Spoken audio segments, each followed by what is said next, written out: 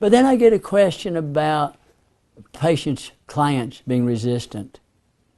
And there's many things that you can do to work around that. But first of all, you got to find out, why do they want to be resistant? What is it that they're afraid of? What is it that they want to happen?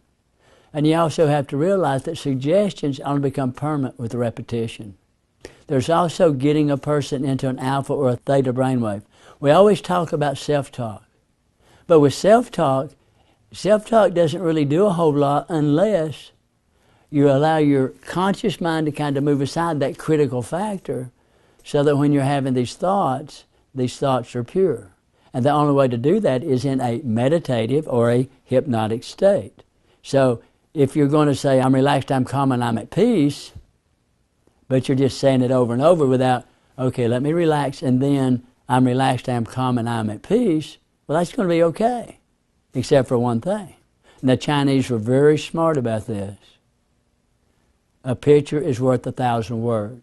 So if you're going to give somebody an affirmation, they've got to have the picture to go with the affirmation. The subconscious mind, which I call the limbic system, or the limbic system I call the subconscious mind, works in pictures.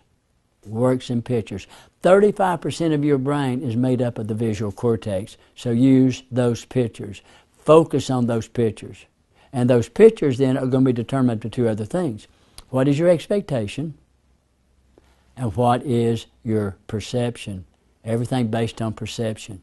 So when you change your perception, you change the body's response to certain things that are happening.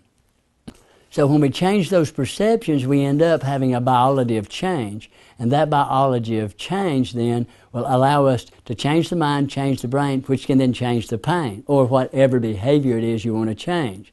But what other way can we say that? We say, okay, changing how you think changes the chemical responses of the brain, and that then will change whatever that behavior is, and now we're talking about pain.